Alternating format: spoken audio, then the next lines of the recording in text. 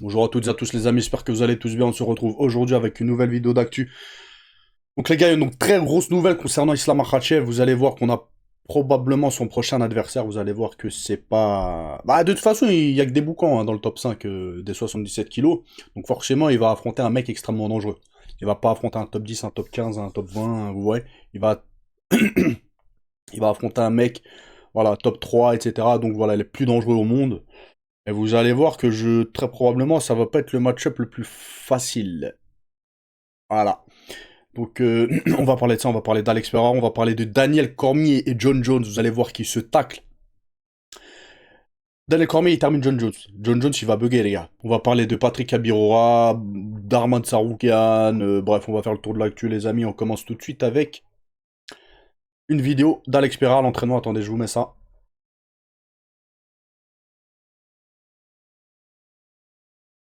C'est parti.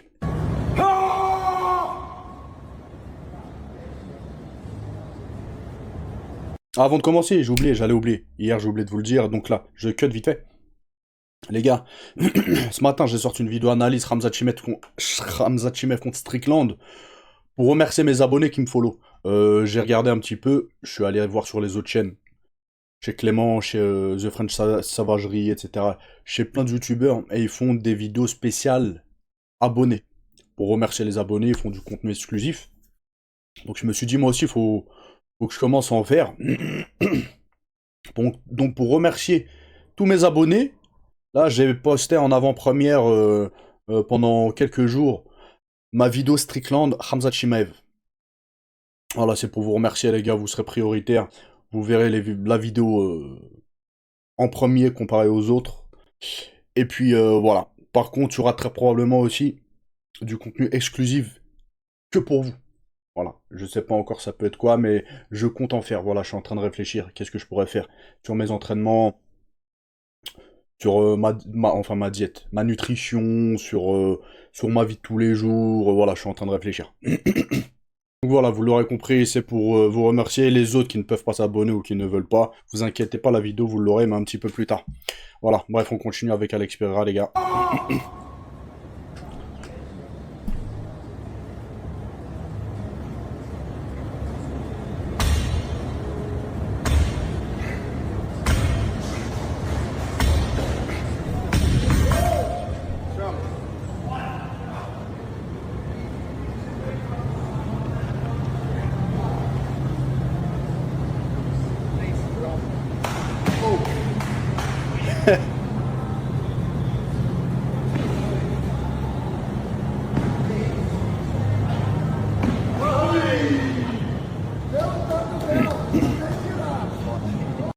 On voit hein, que quand même les 120 kilos, les gars, enfin 120 kilos, 115 kilos, il a du mal.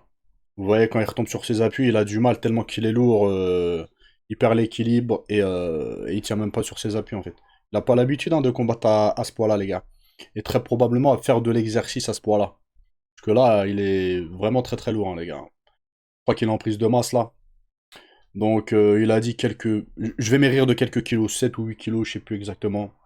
Donc là, très probablement, il est en prise de masse. Il est énorme. On continue les amis avec Daniel Cormier. Il a dit quelque chose devant tout le monde concernant John Jones. Et est-ce qu'il a tort? Donc Daniel Cormier clash John Jones. Et tout ça devant lui. Il a dit quoi? Il fait 2 mètres. Il a 8 ans de moins que moi et pourtant il était tellement peu sûr de lui qu'il s'est planté une aiguille dans le fiac pour l'affronter. En gros, il s'est dopé pour m'affronter. Guettez la réaction de John Jones, les gars. 200 centimeters height, 8 years youth difference. Still so insecure that he stuck a needle in his ass. Still so insecure. 8 years younger.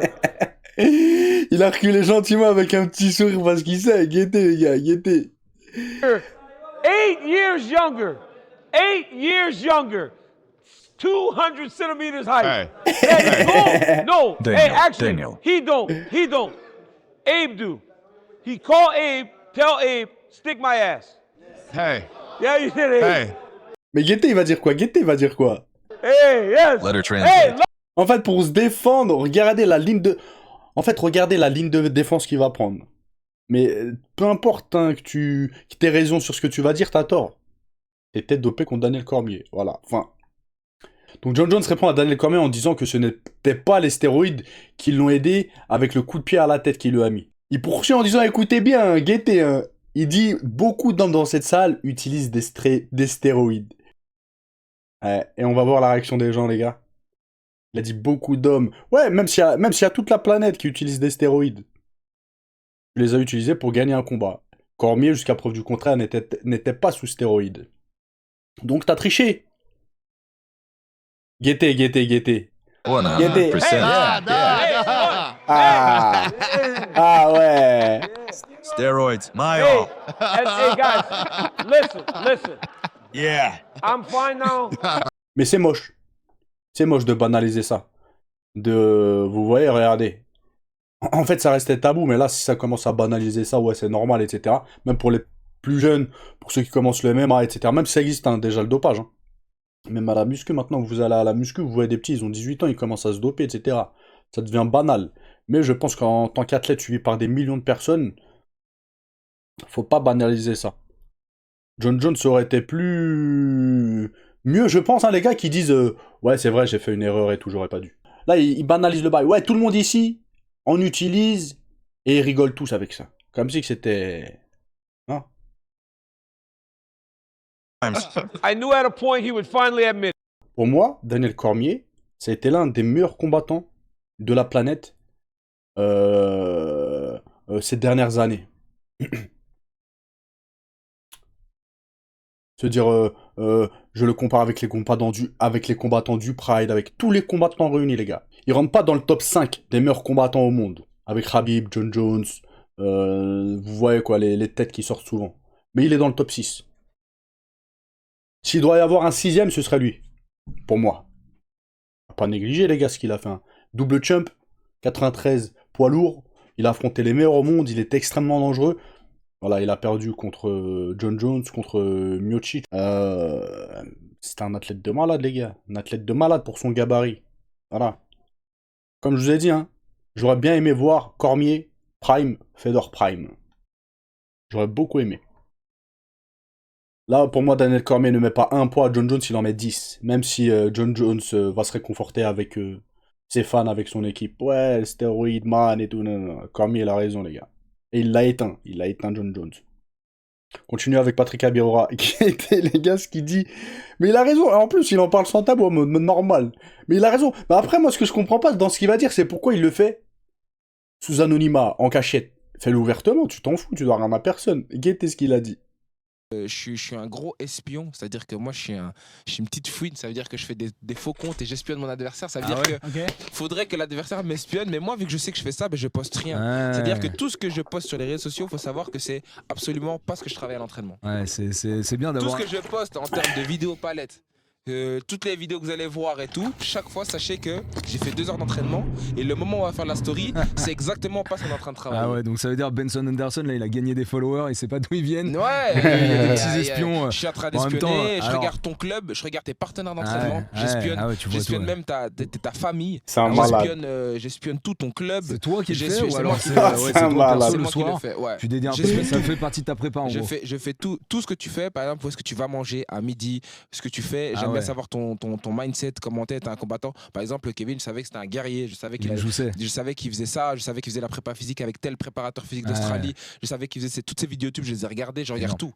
Comme ça, j'ai un panel de tout ce que je peux voir. T'estimes que c'est avoir un peu de vice ou alors c'est du professionnalisme de faire ça? C'est pas interdit, donc pourquoi le faire? Le mec, au final, il le poste. J'ai pas été commencé à rester devant chez... Bon, c'est pas du vice. De là à dire c'est du vice, non, c'est pas du vice. Mais c'est marrant parce que je pense qu'il y en a beaucoup qui le font, mais lui, il le dit ouvertement. En plus, il est franc, il est honnête, il dit ah, moi je me cache, je vais pas avec mon vrai compte, j'ai des faux comptes. C'est ça qui est marrant. Mais quasiment tout le monde, je pense, qui font ce genre de choses.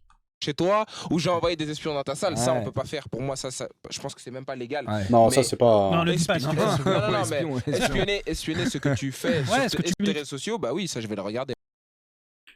On poursuit les amis avec un débat. John Jones, Brock Lesnar. Bon, les plus jeunes ou ceux qui regardent le MMA depuis peu, vous connaissez pas Brock Lesnar, ou peut-être vous connaissez par rapport au catch, parce qu'il me semble qu'il vient de prendre sa retraite au catch, il était à la WWE, je connais pas le catch les gars, d'accord? Mais c'était quelque chose comme ça. Mais aussi, il a été combattant à l'UFC. Donc John Jones a dit qu'il battrait Brock Lesnar et Kamaru Usman en lutte. Et Jones a dit quoi? Kamaru, je vais me lever le bras contre toi et Brock Lesnar la même nuit. Ah mais attendez. Mince. Je suis un gros. Ah, je vous ai pas mis le truc de côté en fait, parce que Kamaru Usman, je sais plus, il disait quoi, en gros, que si John Jones devait affronter Brock Lesnar en lutte, très probablement que Brock Lesnar pourrait gagner. Voilà, un combat de lutte. Et John Jones, il a répondu ça. Si je t'affronte toi et Brock Lesnar, la même soirée, c'est moi, je gagne contre vous deux. Bah, ce serait intéressant, les gars. Pourquoi il signe pas un combat au RAF? John Jones. Pas avec Kamaru Usman, parce qu'il y a trop de différences de gabarit. Mais contre Brock Lesnar, ça pourrait être sympa. Après, Brock Lesnar, vas-y, il se rapproche de la cinquantaine. Il a 10 ans de moins, 10 ans de plus, excusez-moi, que John Jones, presque. Donc, mais pourquoi pas? Pourquoi pas? Continuez les amis avec John Jones. Il explique pourquoi il combat de manière sale. Et là, dit quoi? Dans la cage, je n'ai absolument aucune pitié. Je suis le combattant qui frappe les genoux des autres fighters avec des oblique kicks. Beaucoup de gens pensent que c'est un peu contraire à l'esprit sportif. Parce que ça peut causer une blessure qui met fin à la carrière de quelqu'un, etc. Mais ma façon d'être entraîné, c'est la suivante. Si quelqu'un te frappe au cerveau, ta mémoire commence à faiblir. Ta capacité à prononcer les mots s'émousse. Il essaie de te causer des dommages au cerveau. Pourquoi ne lui donnerais-tu pas en retour une boîte de trucs qu'il porterait à vie? Vous en pensez quoi, les gars? Est-ce qu'il a raison de penser comme ça ou pas? Pour ceux avec Arman Tsarukyan qui déclare que si Justin Gage se retire de son combat contre Ilia Topuria à l'UFC de la Maison Blanche et qu'il le remplace, cela deviendrait le plus grand combat à l'UFC en ce moment. Même plus grand que Khamzat Chimaev contre Strickland. Ouais, je pense que c'est le cas. Khamzat Chimaev, Strickland, je pense qu'il aurait très probablement moins de buzz qu'Arman Tsarukyan, Ilia Topuria. Je sais pas ce que vous en pensez, les gars, mais... En fait, il y a eu trop de trucs autour d'eux. Trop de trucs. Et vu que Tsarukyan, c'est vraiment le prétendant numéro 1, on l'esquive, on le met de côté un petit peu, etc. Ça crée une frustration chez les gens. Chez beaucoup de gens. Vous captez? Donc ouais, je pense qu'il y aurait peut-être plus de buzz. Il poursuit en disant, et en même temps, Arman pense que Justin Gage ne se retirait pas, même s'il était blessé, parce qu'il gagne beaucoup d'argent avec ce combat, et qu'une défaite dans son dernier affrontement n'aurait pas d'importance. Poursuit les amis avec Georges Masvidal, qui s'est prononcé en faveur de Movsar pour le prochain combat au titre. S'il ne donne pas ce combat de titre à ce gars-là, tout le système est truqué. Youssef Bouganem, vous vous rappelez, il y avait une info comme quoi il devait affronter Boakao, etc. Bon, au final, ça va pas se faire. Donc Youssef Bouganem, il a mis une story, il a dit quoi? Beaucoup de gens me demandent pour le combat face à Boakao. L'organisateur a confirmé puis annulé sans motif réel. J'aime la boxe thaï et je serai toujours prêt à revenir pour un challenge, mais ces dernières années, le MMA me prend tout mon temps. Désolé pour les déçus. Donc voilà.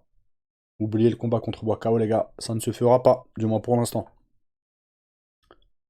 On poursuit les amis avec Yann Gary, qui s'attaque à Islam Makhachev.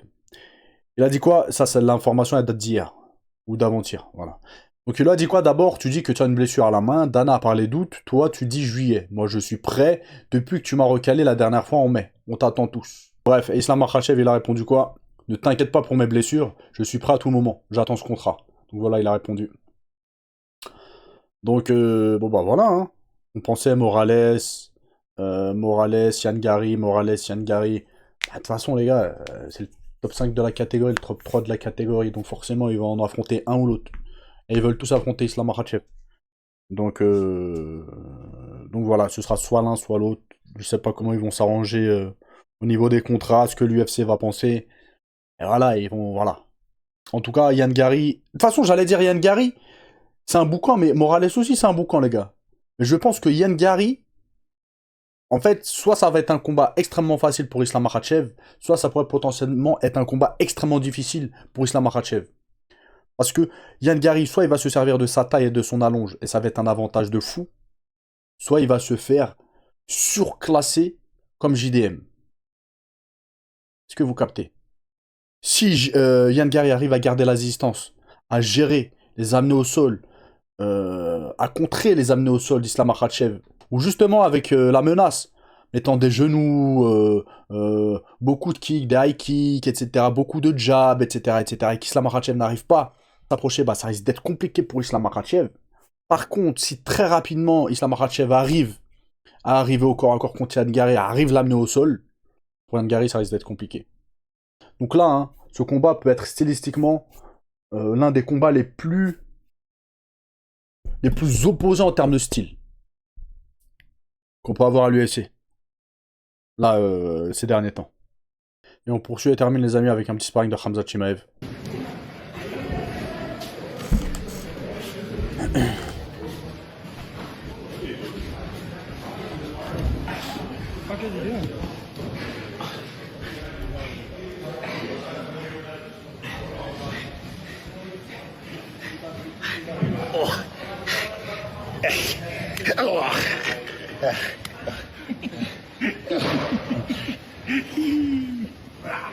C'est qui rigole comme ça?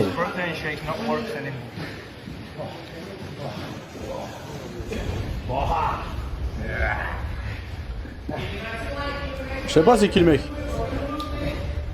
Bir Deguidio. Je connais pas. Peut-être c'est un mec archi connu. Peut-être c'est un mec archi connu, mais je sais pas c'est qui les gars. Si vous savez c'est qui, n'hésitez pas.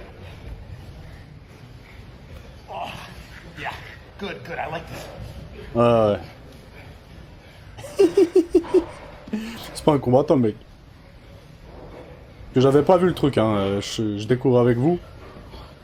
Je pensais qu'ils allaient faire un vrai sparring, mais pas du tout, les gars.